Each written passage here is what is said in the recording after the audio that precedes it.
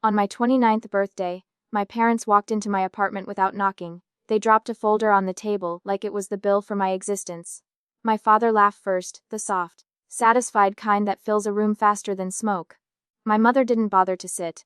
She just tapped the folder and said my sister's future was now secured. They never noticed the candle on the cake behind them burning itself out. I didn't argue. I didn't even ask why. I only asked one question in my head: how long until they realized what they took wasn't mine to lose? The years spent living in the shadows of Grace's success had taught me that silence was easier than asking for anything. I had perfected the art of fading into the background, while my parents cheered for her. Piano lessons, internships, and career milestones, her life was a soundtrack they constantly replayed. I moved around their noise like a ghost, careful not to interrupt the music of their expectations. It was in those moments of silence, growing up, that I learned the first lesson they taught me. My achievements didn't matter. My father's hands always seemed full with plans for Grace, and my mother's praises were reserved for her. It was always about her, never about me. I learned early on that there was no point in raising my hand, when the applause was never meant for me. Money was the first thing they took without asking. I was 17 when my father borrowed the savings from my part-time job. He jingled his keys, standing in the doorway with that familiar half-smile, telling me it was for something important. He never said what. And my mother, well, she told me not to be dramatic, that families shared everything. Grace got a new dress that week. I didn't have to ask where my money went. The math didn't lie. By the time I turned 20, I had learned to keep my victories small. When I earned my first certification in data security, my father barely glanced at the paper.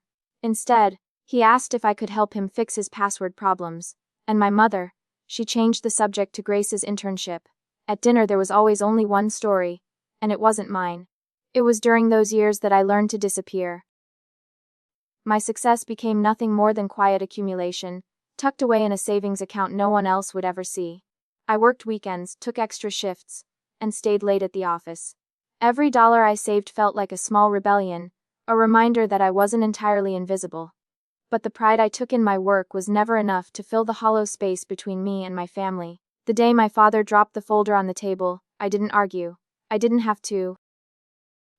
What they didn't know was that they were about to take something that wasn't mine to lose. Growing up, I learned to make myself small, to slip through the cracks. Grace was the one who demanded attention. I was just the quiet one in the corner, watching as the spotlight always shifted her way. Our house was filled with her music, piano lessons echoing down the hallway, her practice sessions always a bit too loud for anyone else to exist in the same space. And then there was my mother, always cheering, always proud. "Grace, you're going to change the world one day," she'd say with that hopeful smile that made my chest tighten. And my father, his voice, always boisterous, always talking about plans for Grace, never once including me in the conversation. I became invisible in my own home. They didn't mean to, I'm sure. It was just that Grace's life, her achievements, took up all the air in the room. When my father talked about her, it was as if she was the only one who mattered, the only one worth investing in. Every day, I learned how to shrink a little more, to blend into the background, to be the resource they'd forgotten could run out. Money was the first thing they took without asking. I had a part-time job when I was 17, saving up for something small, something for myself. It wasn't much, just enough to feel like I had control over something in my life. But then my father came into my room, keys jingling in his hand, his voice smooth as ever. "I need to borrow some money, kid," he said, like it was the most natural thing in the world. "It's for something important. I'll pay you back." He didn't. I never asked where it went, though I knew. My mother didn't scold him, didn't say anything. She just smiled and told me not to be dramatic. We're family. Families share everything. I saw the new dress Grace wore the next week. My father's important thing, I guess. That was the first time I realized something wasn't right. But I didn't question it. I learned quickly that asking questions was a fool's game. No one cared about the answers. As I got older, it didn't get better. At 20, I got my first certification in data security. I had worked hard for it, pouring hours into studying, putting everything else on hold to prove to myself that I could do something on my own. The excitement lasted all of 10 minutes, before my father skimmed over the paper and asked, "Can you fix my password? It's been giving me trouble." And my mother, she didn't congratulate me either. She immediately shifted to Grace's latest internship, how she was doing so well, how she was going places. It was like my achievements didn't matter at all. They were just things to be ignored, overlooked in favor of the more important, more visible success that was always right in front of them. So I started to make my own plans quietly behind the scenes. I worked long hours at my job, took on freelance projects during weekends. I told myself no when invitations to family events came. I told myself no when I wanted to buy something nice. Instead, I poured every cent into a savings account. The money felt like a secret victory, one I could hold onto for myself. No one knew, and that was the way I wanted it. By the time I was 25, the account had grown, slowly, steadily.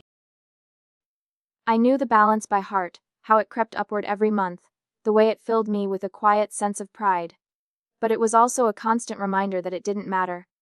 It didn't matter because it wasn't seen, and it wasn't acknowledged. It was just mine. For once something was mine. But each year, my family found new ways to remind me of my place. Grace's graduation party lasted a week. Mine ended before the cake had even melted. Her first job celebration, a weekend of toasts and gifts. At my promotion, my father handed me a list of bills he needed me to cover. My mother smiled her soft, pitying smile and said, "You don't mind helping, right?" It wasn't even a question. I didn't argue. I didn't ask why. I learned early that silence was easier than asking for anything. So I kept working, I kept saving, I kept quiet. But when my father dropped that folder on my table, when he told me how my money had secured Grace's future, something inside me stopped. Something inside me finally saw the truth. I had been giving and giving, and they had never once seen me. Not as their daughter. Not as someone worth anything more than a tool. And that was when I realized it. What they took wasn't mine to lose. At 17, I learned what it meant to be invisible in a way that made me both furious and resigned. My father had a way of walking into a room like he owned it, his keys jingling in his pocket, his smile wide and sure. That day he had come to my room, the same smile plastered on his face, asking if I could lend him some money. "Just for a bit, kid. I'll pay you back, don't worry." He said it so casually, like it was a given, like I was just supposed to hand over whatever I had worked for, whatever I had saved. I didn't say no. Instead, I handed over the money without a second thought, just like I always did when they asked for something. The thing was, I didn't even question it. I knew my father, knew the way he always made things sound urgent, important, like there was no room for disagreement. I didn't ask where it was going. I didn't ask when it would be paid back. It wasn't mine to ask. I had learned that long ago. Families shared everything, right? That's what my mother always said. But she didn't explain how that sharing always seemed to benefit everyone but me. The next week, Grace got a new dress. It wasn't subtle. I saw it right away, bright and new and hanging in the closet like it had appeared out of nowhere. I remember standing there, looking at it, and realizing that the money had gone to her. I didn't have to be told. I knew. I hadn't asked for it, and it wasn't like I could have used it anyway. The math was obvious. My father had borrowed from me to buy her something that wasn't even for a real occasion, just another reward for being the golden child. I didn't confront them. I didn't scream or cry, or even ask for my money back. Instead, I swallowed it all. The anger, the hurt, the feeling of being completely disregarded, all of it went down quietly. I didn't let it show. What was the point? They'd already made up their minds about me. I wasn't the important one. I was just the one they could take from. That moment changed something in me. It was the first time I realized that the family bond was really just an unspoken contract where I would give, and no one would ever give back. I didn't complain, didn't make waves. I just worked harder, saved harder, all the while getting smaller and quieter, ensuring no one noticed. My father's borrowed money was just the beginning, a sign of what was to come. By the time I was 20, I had already stopped expecting anything from them. It became clear that I wasn't going to be celebrated the way Grace was. My successes, no matter how big or small, always felt like they didn't matter. The certifications I earned, the promotions I got, they were just afterthoughts in a world where only Grace's victories counted. I didn't even want a celebration anymore. I didn't want recognition from them. It wasn't just about the money anymore.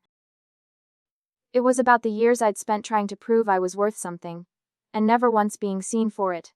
But no matter how small my victories, no matter how quietly I tried to succeed, the same pattern played out over and over. The more I saved, the more I gave. The more they took, the more I retreated. And yet, I never stopped. I couldn't stop.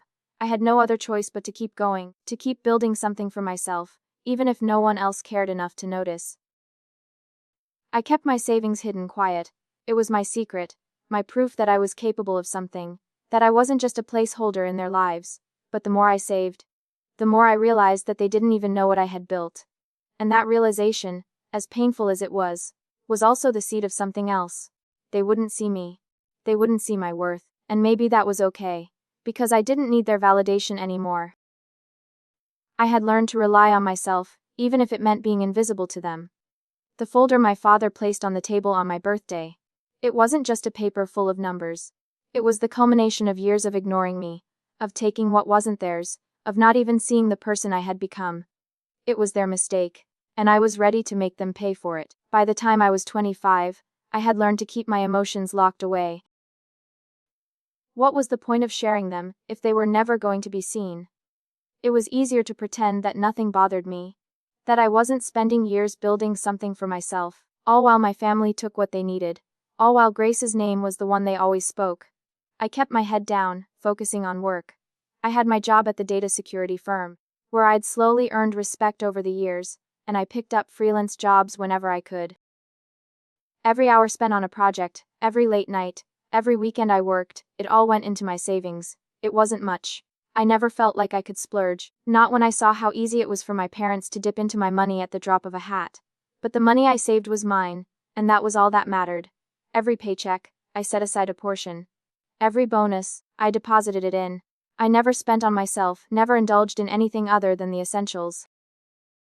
My apartment was small, cheap, even, but it was mine. No one could take that from me. The walls were thin, and the heater rattled in the winter, but I didn't care. I learned to sleep through the noise. Just like I learned to live with the quiet pain of being ignored. Still, every month, I transferred whatever I could into the account, watching the balance rise little by little. It wasn't quick, it wasn't glamorous, but it was steady, and after a while, it became a quiet comfort. I was invisible to my family, but my money, the one thing they couldn't control, was building up, slowly, in the background. Every time I thought about it, I reminded myself that it wasn't for them. It wasn't for anyone else. It was for me. For the quiet victories they would never see. And then there was the moment when I had to decide what to do with it all. They would never notice me. They would never acknowledge the sacrifices I had made. But I wasn't willing to let them take what was mine, not anymore. I had learned enough about data security to know how to make things work in my favor. I had spent years in my job, learning how systems could be manipulated, how information could be hidden and replicated without anyone noticing. I spent nights poring over my finances, not just tracking the money but learning how to safeguard it. And that's when the idea came to me. A decoy account. A parallel structure that would look just like my real savings, right down to the deposits, the intervals, the amounts. It would be easy for anyone to believe it was legitimate. I set it up on a quiet Tuesday evening, the kind of evening when I knew I wouldn't be disturbed. I mirrored everything, the timing, the small deposits, the withdrawals that looked reasonable enough to pass as normal. The purpose was simple. The decoy account was never meant to be touched. It was there for one reason, to be accessed by someone who wouldn't think twice. To give my family something they could take, something they would believe was mine, without ever knowing it was a trap. I set the system up so that if anyone accessed it, the alert would trigger. Everything would be documented, everything would be tracked. If they touched it, they would set off the very system I had built to protect myself. And I knew they would. They always did. They would take what they thought was mine, and I would be ready. It took me weeks to set up. The right timing, the right mimicking of patterns. I spent nights staring at my screen, making sure everything was perfect. It had to look flawless. It had to be clean. The last thing I needed was for them to notice anything off. The moment they accessed that account, the system would flag it, and then I would have them. They thought they knew everything about how I lived, about my habits, about my money. But they didn't know how far I had gone to make sure they'd never take from me again. And when I set that decoy account up, I did it knowing that they would never see it coming. Just like they never saw me coming. The first time I saw my parents after setting the trap, I could hardly look them in the eye. The usual routine was to smile, nod, pretend everything was fine, but it wasn't fine. They didn't know that the money they had taken from me, years of hard work, hours of late nights, the careful accumulation of every extra dollar, wasn't mine to take anymore. I wasn't going to let them do it again. They never knew about the decoy account. They never would. But they had no idea how thoroughly I had planned it, how deeply I had hidden my real savings. I had become a master of hiding things, and this was my final piece of the puzzle. I kept it so simple, so clean that anyone would believe it was real. The system I built was airtight. I made sure of it, and the best part, they would never know they had triggered the trap. It was only a matter of time. My father, always so confident, always so sure of what he could take, never suspected that I would be prepared. It never occurred to him that I could be the one who was playing the game. I had no intention of stopping them from taking the money at first. The plan wasn't to intervene in the moment they accessed the account. No, the plan was bigger than that. I wanted them to see what I had built, and then I wanted them to pay the price for not even noticing. I wanted them to understand, even if they never acknowledged it, that they had miscalculated one crucial thing: me. The weeks passed after I set everything in motion. I watched my balance grow, saw my parents continue with their lives, blissfully unaware of the storm that was coming. They never questioned why I wasn't part of the family events anymore. They never asked why I kept my distance. Maybe they thought I was just focused on work, or maybe they simply didn't care enough to ask. Either way, they kept going, oblivious to the fact that I had already outplayed them. I kept my head down. I worked my job, my freelance gigs, just like I had always done. But this time, there was something different. There was a sense of anticipation in the air, something I couldn't shake. Every time my phone buzzed, my heart skipped a beat. Every time I saw an email from my bank, I checked it with bated breath. I knew it was coming. I just didn't know when. Then it happened. One Monday morning, not long after my birthday, my phone buzzed with a notification. Unusual activity detected. My heart raced. The message was from my bank, but it wasn't just any notification, it was the fraud alert. The system I had built had worked. It had flagged the transaction. My parents had accessed the decoy account. They had taken what they thought was mine. I sat there, staring at the screen for a moment, the weight of it settling in. This was it. This was the moment everything would change. My fingers trembled slightly as I picked up the phone and opened the logs, reviewing every detail of the transaction. My parents had gone through it all: the deposits, the withdrawals, the balances that looked so convincing. They had taken it all, never once suspecting that the account wasn't real, and now, the alert was triggered. The investigation would begin. I would watch them scramble, watch them try to fix a mistake they didn't even know they had made. I didn't feel anger. I didn't feel rage. What I felt was something deeper, something colder. I felt satisfaction. They had made their choice. They had taken what wasn't theirs, and now they would face the consequences. I had prepared for this. I had waited for this, and now, finally, I was ready. There was no going back. The trap had been set, and the moment they touched that money, the game was over. They didn't know it yet, but they had just crossed a line that would change everything. I watched as the notifications kept coming in, the alerts building, and I couldn't help but feel a strange sense of calm. This was my moment. My parents had always treated me like a shadow. Now I was the one with the power. The fraud alert came in the morning, while I was still drinking my coffee. The message from the bank was a quiet buzz on my phone, but it felt like an explosion in my chest. Unusual activity detected, it said, as if that alone wasn't enough to set off a chain of events I had been waiting for. I didn't panic. I didn't jump into action.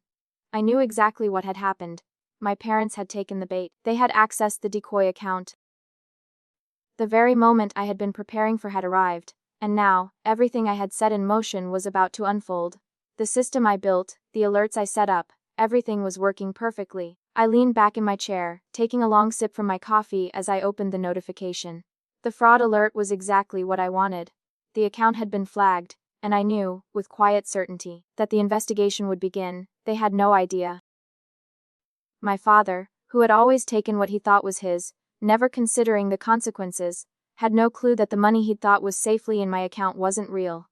My mother, always the one who pretended everything was fine, would never see the trap until it was too late. I waited, letting the stillness of the moment settle over me. I had already sent the message to my lawyer earlier in the morning, the one line that would begin the process. They accessed the flagged account. Proceed. And that was all we had discussed. That was all I needed. There was no outrage, no lecture to give them. It wasn't my job to make them understand what they had done. I didn't need to explain how wrong they were. I had already set the wheels in motion, and now all I had to do was wait. The phone started buzzing again, this time with multiple missed calls. My father's name flashed on the screen first, followed by a string of calls from Grace. But I didn't answer. I couldn't. Not yet.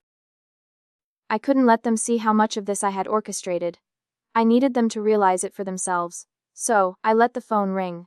I let the unanswered messages pile up. They could wait. The first real indication that everything was falling apart came in the form of a second alert, a federal compliance notice. My parents' transaction had been flagged for review. The alert told me that they were already starting to piece together that something was wrong, that the account they had accessed wasn't mine. They had triggered an audit, and the investigation was already in motion. I couldn't stop the calm satisfaction that washed over me. I had worked so hard for this. For years, I had been invisible, the one they could always lean on, the one they could take from without ever noticing. But this time, I wasn't just a shadow in the background. This time I was in control. This time I had the power. The calls kept coming, my father's voice desperate, now frantic. Grace's messages grew more insistent too. They were scared. They were unraveling. They didn't know it yet, but they were already trapped in the web I had spun for them. The truth of it was, I wasn't even angry. I wasn't shaking with fury the way I thought I would be. I wasn't upset. I was just calm. It felt like the world was suddenly clear. I wasn't going to keep hiding, keep sacrificing, keep giving. The game had changed, and now, they would feel the consequences. I glanced at my screen again. The audit was proceeding. The first steps had been taken. The trap was set, and I was watching it unfold, every step of the way. This wasn't just about the money anymore. It wasn't even about revenge. It was about something far deeper. The power of taking control. The power of saying, I'm done. The phone rang again. My father's name flashed on the screen, followed by Grace's. My finger hovered over the screen for a second, the temptation to pick up almost overwhelming. But I didn't. And I couldn't yet. This was the moment I had been waiting for. The moment I had been planning for years. They needed to feel the weight of their choices, to experience the consequences of their actions without my interference. The calls kept coming. The messages from Grace were increasingly frantic, the words getting more desperate as time passed. Ruby, please pick up. This isn't funny anymore. Dad's freaking out. Ruby, we need to fix this now. I could practically hear the panic in her words, and yet, I felt nothing.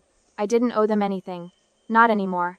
I went through my emails, ignoring the buzzing of my phone, scrolling through the updates from my lawyer, the federal compliance office, and the bank.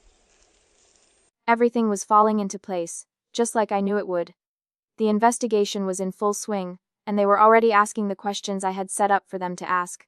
The audits, the reviews of the transactions, everything was unfolding exactly as I had planned. Meanwhile, my parents were scrambling.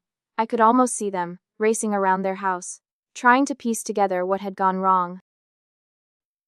Their voices were muffled through the phone, but I didn't need to hear them to know what was happening. My father would be yelling, his anger bubbling over as he tried to figure out how his confident move had blown up in his face. And my mother, she'd be hovering in the background, trying to maintain the illusion that everything was fine, even though the truth was unraveling faster than they could stitch it back together. The call from my father finally came through again. His voice was frantic now, strained with something I couldn't quite place. Ruby, what did you do? He spat, his words laced with disbelief. The bank froze everything. They're saying there's an investigation. What did you do? I stayed silent, letting him rant. I wanted him to keep talking, wanted him to feel the weight of his words, to understand that he had crossed a line. But I didn't need to say anything. His panic spoke for itself. What's going on? He demanded, his voice rising. Why is this happening? They think we laundered money, Ruby. They're reviewing the transfers. They're asking about the patterns. We don't even know what to do. I let his words hang in the air, but I didn't respond. I could hear the tremor in his voice, the fear creeping in as the realization settled on him, that everything he had taken from me had come back to bite him. And then, as if on cue, my mother's voice cut through the line. It was high and frantic, full of panic. Ruby, fix this. Please, she begged, her words desperate. Grace is in tears. Your father can't breathe. You need to fix this. We can't have this on our record. It was almost laughable, the way she was spinning it. It wasn't about fixing things for Grace. It wasn't about protecting the family. It was about them trying to avoid the consequences of their own greed. But I didn't say that. I didn't have to. Instead, I leaned against the counter, staring at the phone, the same place I had stood when they dropped that folder on my birthday. You mean the future? I said quietly, my voice steady. The money you took to secure Grace's future. The money that wasn't mine to lose. There was a long silence on the other end. For the first time, my mother didn't have an answer. I could hear her breath catch in her throat, but there was no apology, no acknowledgement of what they had done. Just silence. I ended the call. There was nothing more to say. They had made their choices, and now, they had to live with the consequences. The rest of the day was a blur of emails, more updates, and calls from my lawyer. Each message that came through felt like another step closer to the end of it all. The audit was progressing smoothly. The investigation was gathering speed. My parents had crossed a line they couldn't come back from. And the truth was coming out.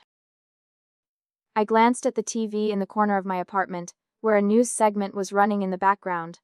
Local couple under investigation for suspected financial misconduct, the headline read. The camera zoomed in on my parents' house, capturing my father arguing with someone off screen, while my mother shielded her face from the cameras. I didn't feel anything, not anger, not relief, just a cold satisfaction. They had always believed they could take from me without consequence. They had always assumed I would be there to pick up the pieces, to cover for them. But not anymore. This time, they were on their own. The next few hours passed in silence. My phone buzzed again, but I ignored it. I was done. The boundaries had been set. And now, it was their turn to figure out what to do with the mess they had created. I spent the evening going through some of the projects I had put off, finalizing contract drafts, checking encryption protocols. My focus was sharp, clear, like I was finally seeing everything for what it was. My life didn't revolve around them anymore. They couldn't control me, not like they used to. I had drawn my line, and now they had to face the truth. The next day, the phone rang again, but I didn't answer. I didn't need to. I had already made my decision. They would have to figure out the rest without me. The following morning, I woke to the sound of rain tapping against my window. It had been coming down softly all night, a quiet rhythm that seemed to mirror the stillness in my chest. I didn't feel anything, not rage, not victory, just the kind of calm that settles when you finally stop holding your breath. The phone had stopped ringing. The texts had slowed to a trickle. My parents' Grace, they had all been trying to reach me, but I was done. I had stopped answering the calls, stopped checking the messages. I knew what was happening. The investigation was in full swing, and there was nothing more I could do for them. Nothing I wanted to do. I sat at my kitchen table, the same one my father had dropped the folder on months ago, the one where everything had changed. The folder itself still sat on the table, untouched. The corners were slightly bent now, a quiet testament to the fact that my family had underestimated me. The same folder that had once represented all the things I'd given up had become nothing more than a symbol of their recklessness. I didn't touch it. I didn't need to. Everything they thought they knew about me, about my money, had shattered. They had walked into a trap I had set for them years ago, and now they were paying the price. And yet, as I sat there, staring at the folder, I realized that this wasn't about them anymore. It was about me. I had always been the one who gave, who sacrificed, who stayed quiet. I had always bent and twisted myself to fit into the role they expected of me. But not anymore. I had drawn my line in the sand, and now it was time for me to step forward into my own life, free of their expectations, free of their demands. There was no rage in me, no anger at what they had done. What was done was done. They had taken from me, they had exploited me, but in the end, it was their mistake. And now, the world was starting to see them for what they truly were. I reached for the folder, my fingers brushing the corners. But instead of opening it, I simply set it back down gently. I didn't need to fix what they had broken. They would have to deal with the fallout themselves. The rain had started to let up, and the city outside my window seemed to be waking up, the streets still damp from the storm. It was a new day, and for the first time in a long while, I felt like I was finally stepping into the life I had been building for myself. I glanced at my phone, but I didn't pick it up. It wasn't mine to fix anymore. It was theirs. They had triggered everything, every alert, every notification, every consequence. Now they had to face it, and I was done. The phone vibrated again, a soft buzz on the table, but I ignored it. The world would go on without me for once, and that was okay. Later that evening, I sat on my balcony, the cool air brushing against my skin as the last of the rain cleared. The city hummed softly below, the lights of buildings flickering in the distance. I held a mug of warm tea in my hands, watching the steam rise, feeling the quiet weight of everything that had happened. In that moment, I realized that I had let go. I had let go of the need for their approval, for their validation. I had spent so many years trying to prove myself to them, trying to earn a place in their lives. But that was over now.